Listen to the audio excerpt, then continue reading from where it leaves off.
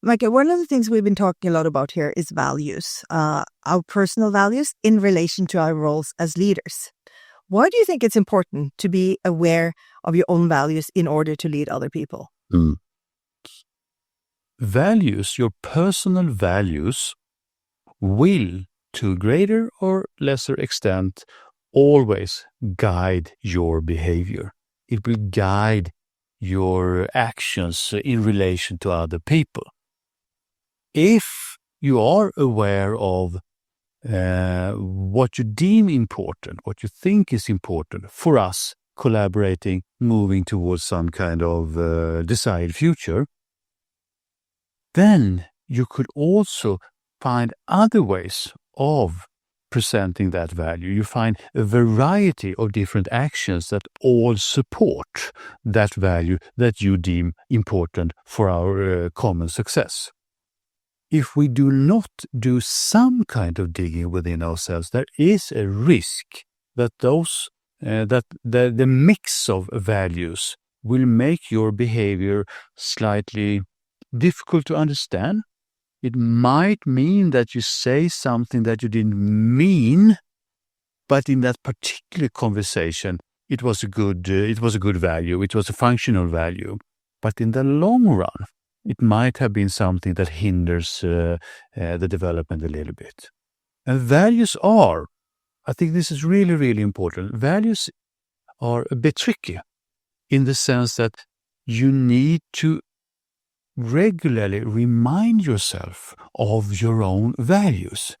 They have a tendency to fluctuate a bit, or sometimes even a lot, if you're not aware of which value do I consider being helpful right now. There might be another value that sort of pop up.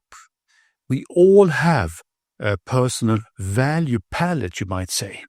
And that palette, the values on that palette, they could be helpful, but they could also be shifting in character and therefore make you slightly difficult to understand if you don't have more or less a deliberate approach to them.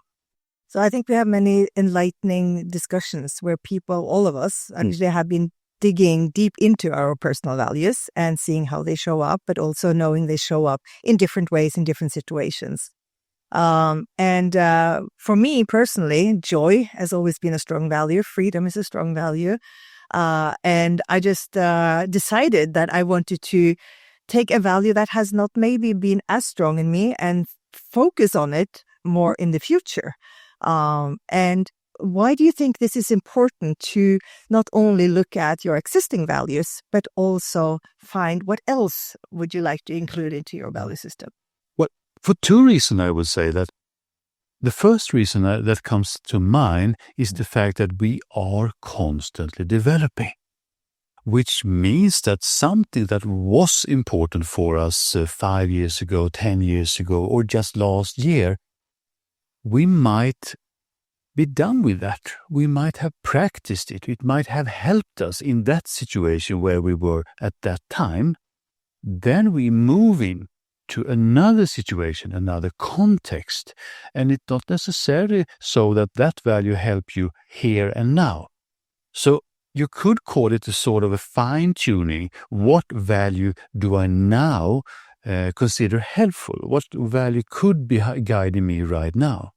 And then it is important, I think, that when we have made that evaluation and we have estimated, we come up with, I think, that this could help me. This could be important for me. To remind ourselves that every journey is a little bit, if not shaky, it's a little bit uncertain in the beginning. So it is really the important then to try to help yourself coming back to it and tell yourself that it's going to be a bit of a trial and error right now to see if this particular value is as helpful as I hoped it would be. Okay, so one last question before we end. If you could give one advice to leaders out there that feel they are struggling with having the kind of impact they need to have in a pretty chaotic world, to be quite honest, what is your advice? I suggest that those leaders take time to reflect. And by reflect, I mean take time to think and to feel and to talk to people whom they consider reliable, trustworthy, someone they would like to talk to. And do not jump to a conclusion, make a decision too fast. To take time to ponder, to reflect upon, to come back to a certain situation more than once, even more than twice, maybe 3 times, 4 times, 5 times. Because if you are in a position where you have a challenge that is complex, that is complicated, you need to come back to it. You have to look at it from different angles. Actually, you need to sleep on it. We know today, I dare say, that sleep will help us to sort out different aspects of the particular dilemma. But in general, we need time to do it. We need to come back to it. And I say again, take time, because quite seldom time is given to us in most people's life today. So you have to make a conscious choice. Conscious choice. Time to reflect, not jump to conclusions too fast. Absolutely. One very last question. We're in Tuscany having this conversation. Why do you think that is a good idea? Well, for a start, which hasn't only got to do with Tuscany, many times it helps to move your entire entity away from a well-known context.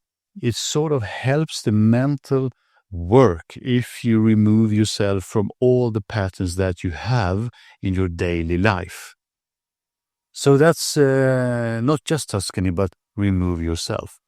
Being here in particular is very beautiful. It's calm, it's silent.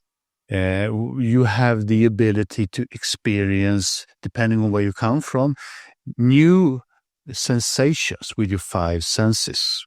And that also create an openness to not just smells, tastes, and conversation, but your entire way of thinking about your present situation. Yes.